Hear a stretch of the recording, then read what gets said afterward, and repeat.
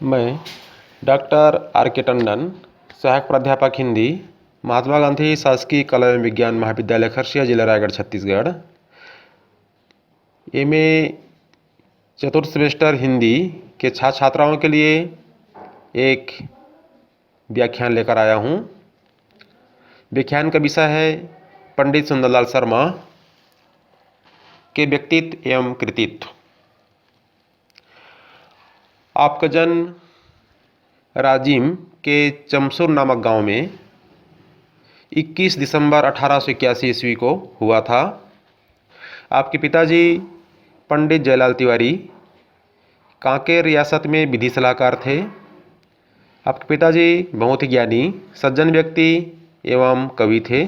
साथ ही संगीत में भी उनकी रुचि गहरी थी। आपकी माताजी का नाम श्रीमती देवमती देवी थीं।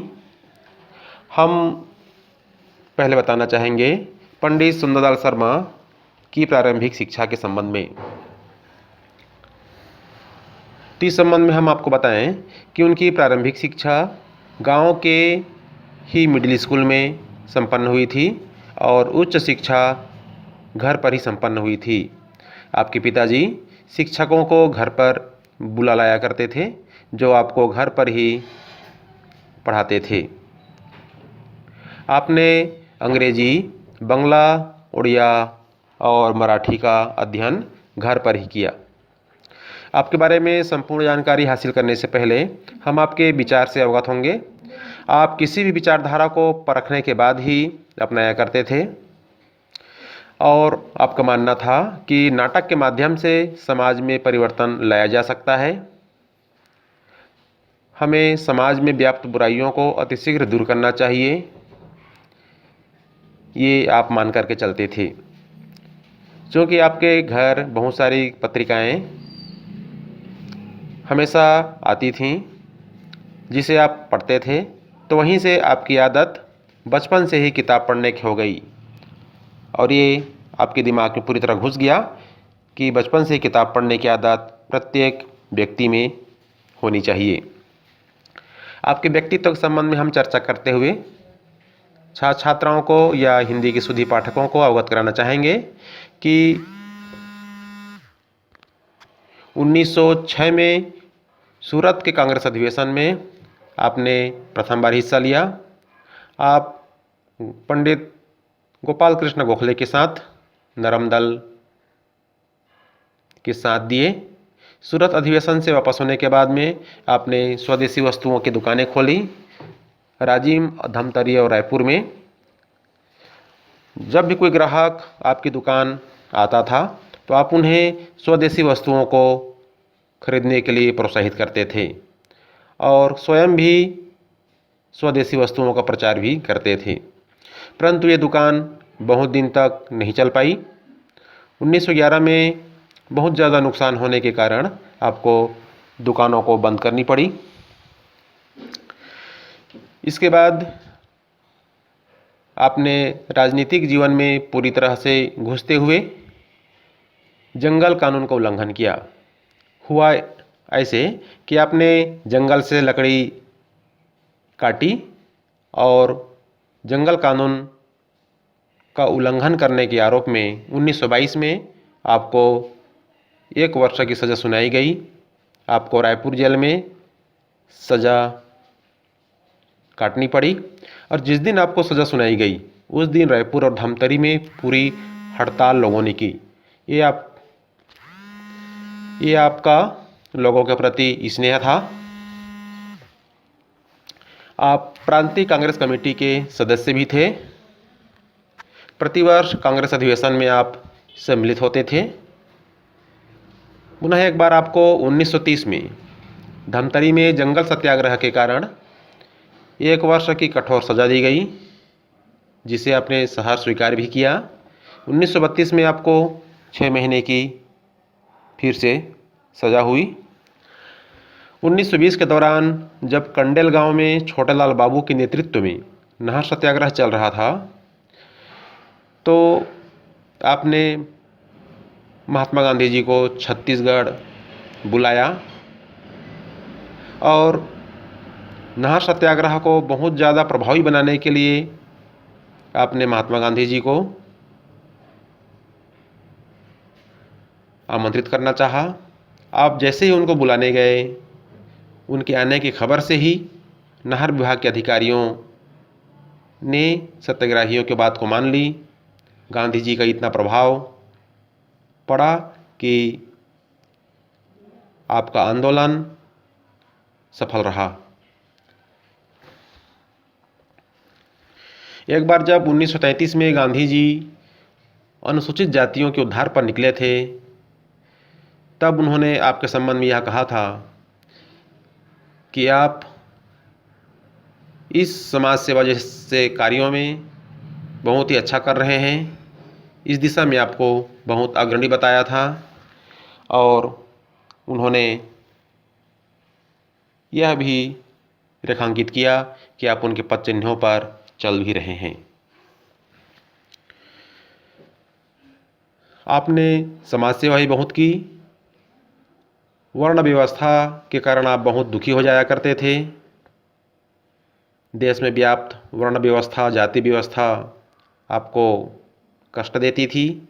इसी क्रम में आपने 1918 में सतनामियों को जनेऊ धारण कराया।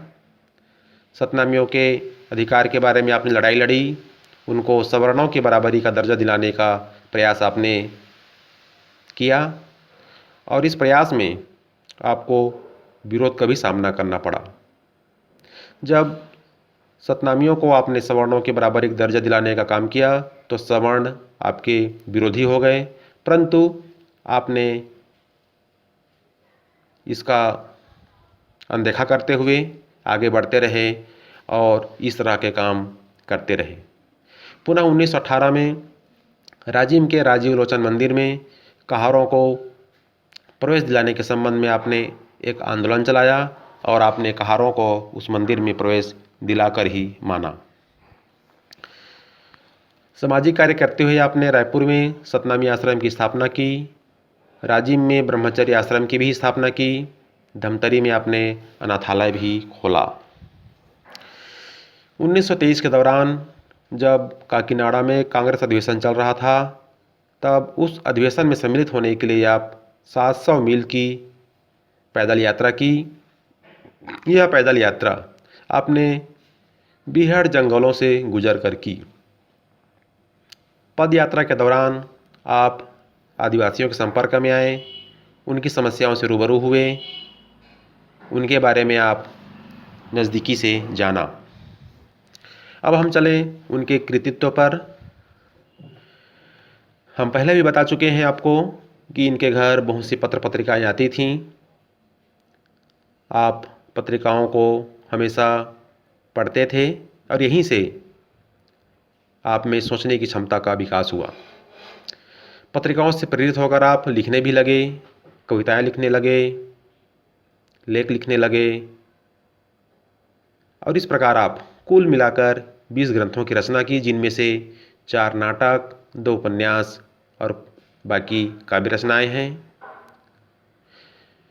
आपकी कविताएं 1898 में रसिक मित्र में प्रकाशित हुई। वहीं से आप प्रेरित होकर के 1898 में ही 3 काव्य की रचना की, राजीव प्रेम पीयूष, काव्य दिवाकर और श्री राजिम क्षेत्र महात्माएं। इसमें से राजीव प्रेम पीयूष और काव्य दिवाकर अप्रकाशित हैं और इसकी पांडुलिपि पंडित सुंदरलाल शर्मा स्मारक समिति राजिम में अभी भी सुरक्षित हैं। हम बता दें कि राजीव प्रेम पीयूष में हिंदी के अलावा संस्कृत और आला छंदों का प्रयोग करते हुए आपने लोक कथा व ऐतिहासिक साक्ष्यों के आधार पर भगवान राजीव लोचन की महिमा का वर्णन किया है। एवं श्री राजिम क्षेत्र महात्मा में भी आपने भगवान राजीव लोचन की महिमा का वर्णन किया है। यह एक लघु प्रबंध काव्य है। एक दूसरा काव्य काव्य दिवाकर के रूप में, जो कि रस, छंद और अलंकार के भेद तथा लक्षण संबंधित है, यह अप्रकाशित है। आपकी प्रकाशित रचनाओं में श्री विक्टोरिया वियोग 1902 में, जो कि प्रकाशित हुआ। पंडित विश्वनाथ पाठक की काव्य में जीवनी आपने लिखी, जो 1903 में प्रकाशित हुई है और इसे छत्तीसगढ़ का प्रथम जीवनी काव्य माना जाता है। 1904 में आपने प्रहलाद नाटक की रचना की। यह ऐसा नाटक था जो इतना लोकप्रिय हुआ कि उस समय छत्तीसगढ़ के नगरों में इसका मंचन भी किया गया।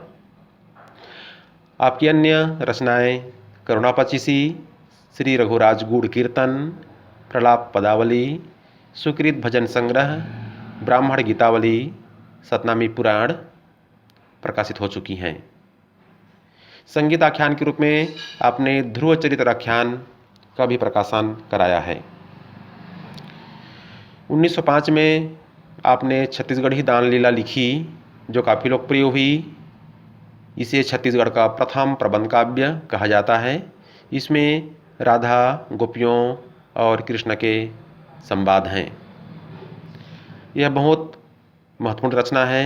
इसे BA अंतिम वर्ष हिंदी साहित्य के कोर्स में भी रखा गया है।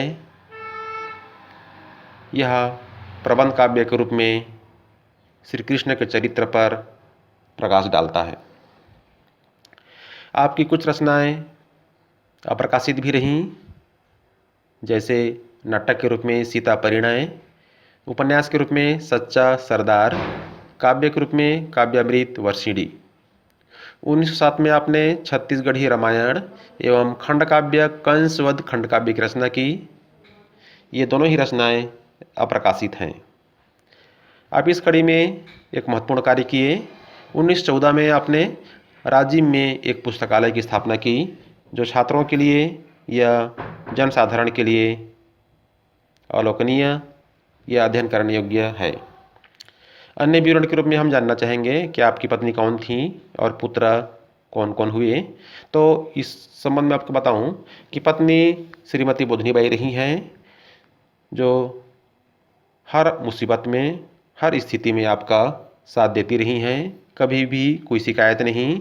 आपने जिस अवस्था में, जिस व्यवस्था में आपने उन्हें रखा, वह रही। आपके 2 पुत्र हुए, नीलमणि और विद्याभूषण। नीलमणि ने बनारस से शिक्षा प्राप्त की और वही आपके गुणों के सच्चे उत्तराधिकारी थे, परंतु ईश्वर को शायद ये मान्य नहीं था कि आपके पदचिन्हों पर चलने वाला दीर्घायु हो, और इसी कारण से उनका 1918 में आकस्मिक निधन हुआ। और इस निधन से आपको बहुत आघात पहुंचा। आप पर दुख का पहाड़ टूट पड़ा, परंतु आप विचलित नहीं हुए। कुछ ही दिनों के पश्चात संभल गए और पुनः सामाजिक राजनीतिक जीवन में आप प्रवेश करते हुए समाज सेवा में लग गए। इस तरह 28 दिसंबर 1940 ईस्वी को आपका दुखद अंत होता है। आप स्वर्गीय होते हैं। हमें आपकी अनुपस्थिति साहित्य जगत में अपूर्णीय क्षति के रूप में रहेगी। आप छत्तीसगढ़ के गांधी रहे हैं। इसे हम निष्कर्ष के तौर पर कह सकते हैं कि आप देश प्रेमी, स्वतंत्रता संग्राम सेनानी तो रहे ही हैं, समाज सुधारक भी रहे हैं। बहुत सारे कष्टों के बीच आपने सहिष्णु का परिचय देते हुए एक कवि, चित्रकार, मूर्तिकार और नाटककार के रूप में अपने आप को स्थापित किया। आपने पौराणिक, धार्मिक और लोक कथाओं से संबंधित बहुत सारे काव्यों की रचना की। छंद विधान पर भी आपने लिखनी चलाई। जीवनी भी आपने लिखी, नाटक भी लिखा, उपन्यास के भी आप प्रणेता रहे हैं। बहुत बहुत धन्यवाद छात्रों। हम अगले पाठ में पढ़ेंगे पुनः किसी एक पाठ्यक्रम से संबंधित टॉपिक पर। आज के लिए बस इतना। धन्यवाद।